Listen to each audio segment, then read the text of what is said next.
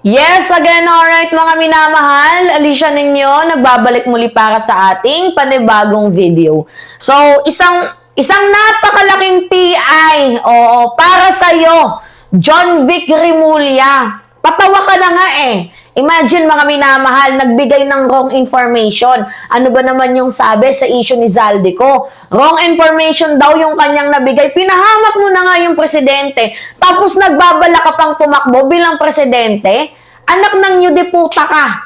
Nung nakarang linggo yung issue mo, huhulihin mo yung mga nakahubad. Mantakin mo, pati yung nagsesemento sa tapat ng kanilang bahay, huhulihin mo. Hinuli mo, I mean. Diba? O hindi ka ba naman utak pa lang ka, tas meron ka pang balak na maging presidente? Tingnan nyo itong balitang to. Diba? Nakikita niyo yan, mga minamahal? DILG Secretary Remulla handa na raw maging presidente. Kung sa inyong dalawa ni Sara Duterte, wala akong pagpipilian, puta. Sana lang mapupunta yung bansang Pilipinas. Nilalaro nyo kami eh.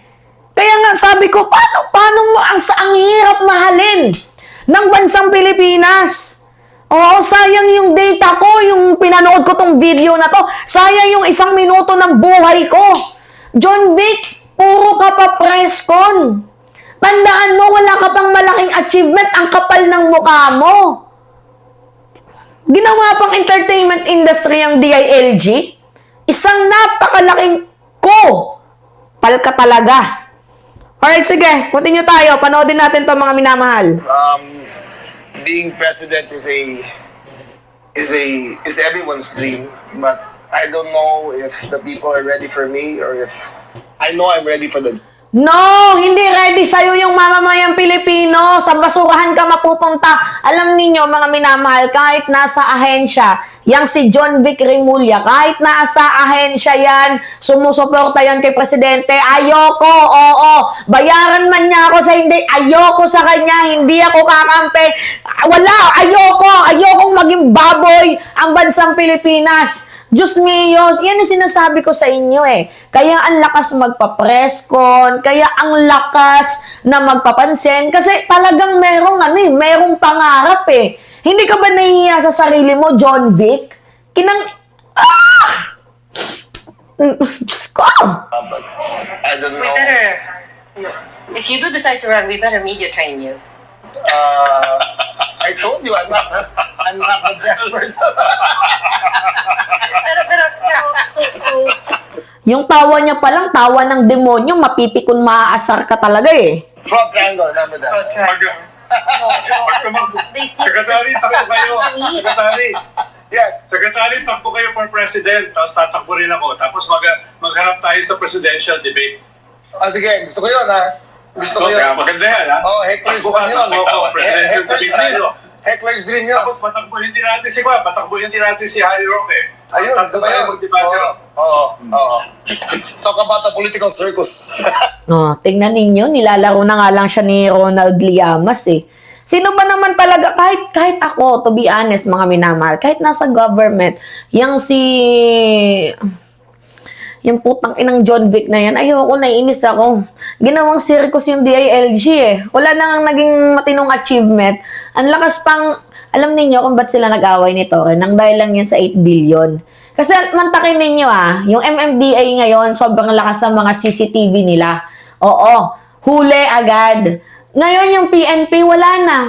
Malamnay na. Oo, malamya na, mahina na. Samantalang sa MMD, zero budget. Dati pang pondo yun na ginamit. Dati pang mga gamit na nirehabilitate lang, zero budget. Hindi kailangan ng 8.5 billion. Wala eh.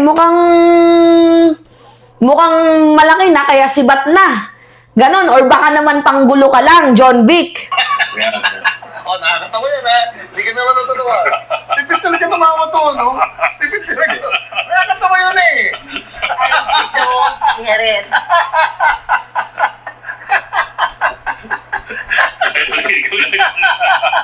Facepalm ka lang yun eh. Facepalm ka na eh. Sakay na ba?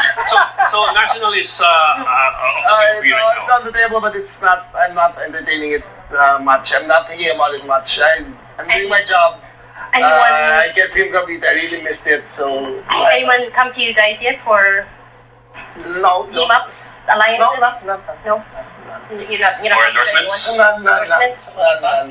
Everyone's keeping their cards close to their Yeah, chest. yeah, it sounds like it. Nasayang yung load ko kakapanood sa'yo, John Vic, inang ina mo ka.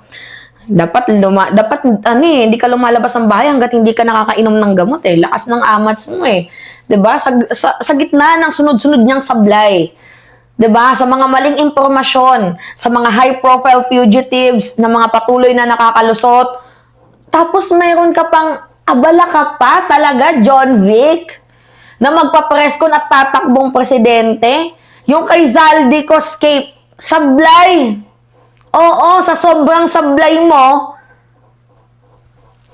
nasisi pa dito yung presidente. Ang pagtakas ni Zaldico mula sa kustodiya ng Czech Republic ay hindi simpleng aberya. Yan po ay malaking embarrassment sa gobyerno at indikasyon ng kapalpakan ng coordination mo. Noong April 16, inanunsyo ng presidente na nasa kustodiya na sa Czech Republic yung si Zaldico. Ngunit pagsapit ng April 28, nakumpirma na nakalabas si Zaldico sa kustodiya ng Czech Republic authorities. At ayon sa mga ulat, si Ko ay nandoon na ngayon sa France at naghahay na ng application for political asylum. Ngayon, ang ibig sabihin nito, habang nagdediwang ang iilan, di ba, ang sarap-sarap ng buhay mo, hinayupa ka, nakatakas na pala yung target mo. Failure to follow. Tapos may bala ka pang maging presidente? Nagyabang ka pa sa timeline mo na 1 hanggang 3 linggo papabalik ng Pilipinas si Zaldico. So dahil dyan, nabuo na yung espekulasyon ng mamamayang Pilipino na, talagang napakagaling ng presidente. May expectation eh. Diba? Tapos mantakin mo, malaman-laman namin, lumabas na pala ng Czech Republic. Diba? Tapos nandun na pala ngayon sa Europe. Ngayon, ito yung pinakamabigat na issue. Hindi nga lamang siya nagkamali sa petsa, hindi nga lang siya nagkamali sa timeline, nagkamali pa siya sa kabuuang assessment. Kaya dapat pinapalitan na yan eh. Kapag ang talihim ng LGI, di ba, napakapalpak, oo, nagpapakain ng mga maling intel sa presidente, sa pangulo, di ba, nadadamay ang buong ahensya. Hindi lang pangalan ng pangulo ang nadadali dito, buong administrasyon. Bukin ang ina mo ka, John Vic, ako sa'yo. Tumahimik ka, dagdag gastos ka lang sa gobyerno, pabigat ka lang hindot ka, no? Dagdag gastos, dagdag kahiyan, dudang-duda na sa'yo, yung buong mamamayang Pilipino sa kakayahan mo, nadamay mo pa, pati ang presidente. Putang ina, hindi sapat yung sorry lang, John Vic. Tapos na, hindi ka pa nga nagsusorry. I mean, nagsorry ka, tapos bigla kang tatakbong presidente. Ay, Rimulya signatures nga naman talaga. 'Di ba? Kahit nga itong si Martin, pinagtripan nila eh. Ngayon, tingnan ninyo kung sino yung mga ahas sa gobyerno. Nalaman natin yung Boeing, di umano, gustong i-albor. Yang si, 'di ba? Si Mike Defensor. Tapos ito namang si John Vic. Tragisan yan. Dapat dito sa mga to, ay naku, Diyos ko. Nanggigigil ako. Si Atong Hang nag-hide and seek ng ina ninyo. Diba? Sinong hindi mapipikon dun? Anyway, mga minamahal, it's me again, Alicia ninyo. Nagbabalik muli para sa ating panibagong video. Maraming salamat at ingat, mga kababayan. Alright.